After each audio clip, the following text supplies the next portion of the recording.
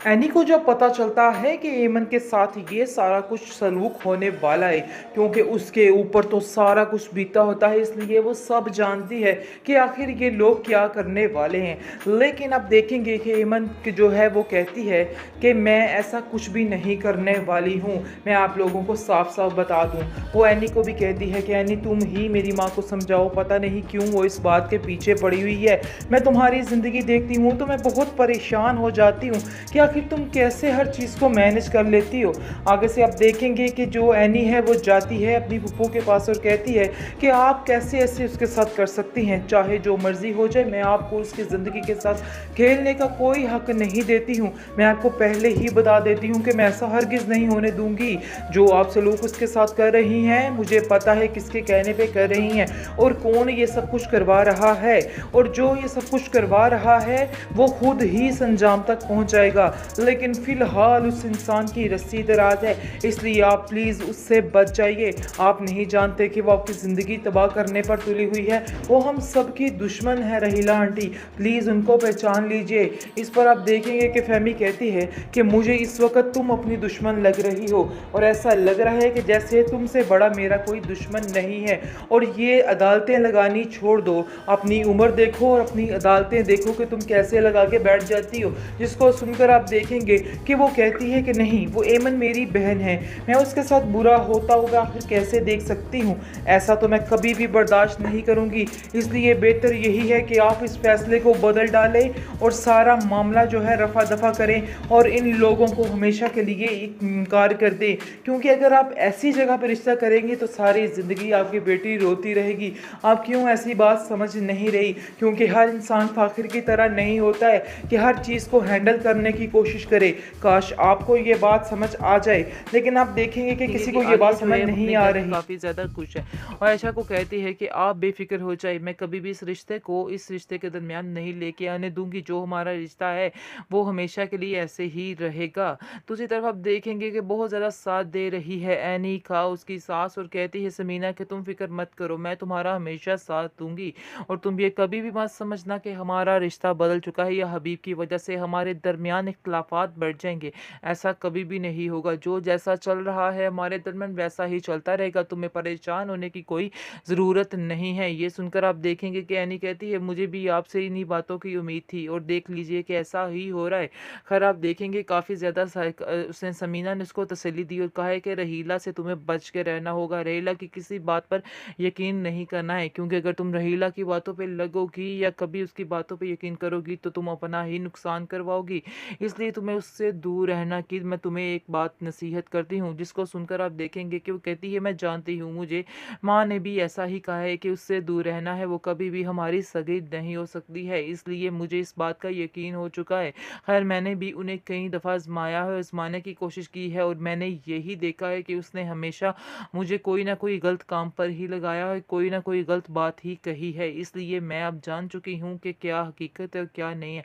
जिसको सुनकर आप देखेंगे कि समीना बहुत ज़्यादा खुश होती है और कहती है कि तुम माशाल्लाह बहुत बड़ों जैसी बातें करने लग गई हो और ऐसा लगता है कि काफ़ी ज़्यादा समझदार हो चुकी हो। इसलिए बेहतर यही है कि अब तुम समझदारी का ही मुज़ाहिरा करती रहना और अपने आप को इस तरह गिराना नहीं है इन लोगों के सामने, बल्कि अपनी एक रिस्पेक्ट बना के रखो ताकि कल को लोग तुम्हारी इज़्ज़त करें और ये तुम्हारा घर है। ये बात तुम अपने ज़हन में रखना और लोगों की बातों पर कुछ भी कान नहीं धरने तुमने, चाहे ये लोग जो मर्ज़ी कहते रहे। इस घर के असल मालिक जो हो वो आप दोनों हो और आप दोनों को ये बात समझनी होगी और बड़े ही एहतियात के साथ हर बात को सँभालना होगा। जैसा कि रहीला को डॉक्टर ने कंप्लीट बेड रेस्ट का बोल दिया है, इसका मतलब है आसार कुछ ठीक नहीं लग रहे हैं। कोई ना कोई गड़बड़ ज़रूर है और ऐसा ही होगा कि कुछ ही एपिसोड्स के बाद उसका काम तमाम हो जाएगा और सारा गुस्सा हबीब को आ जाएगा। आयशा पर कहेगा कि तुम्हारी वजह से ये सारा कुछ हुआ, हमें इतने सालों के बाद खुशी मिलना नसीब हो रही थी, लेकिन तुम्हारी नज़रें हमें खा गई। क्योंकि रहीला उसका दिमाग भर देगी कि इसने जानबूझकर ये सब कुछ किया है और सब कुछ करवाने की कोशिश की है, क्योंकि ये ऐसा कभी चाहती ही नहीं थी कि मैं इससे आगे बढ़ जाऊँ। इसलिए इसने ये सारा कुछ किया है, जिसको सुनकर आयशा कहेगी कि मेरा खुदा जानता है कि मैंने कभी किसी का बुरा नहीं चाहा। हाँ, अगर तुम बुरा करती हो तो तुम्हारे साथ खुद ही बुरा होगा, इसमें मेरा कोई कसूर नहीं है। जहाँ तक रही बात मुझे छोड़ने की, तो मेरे साथ समीना भाभी हैं।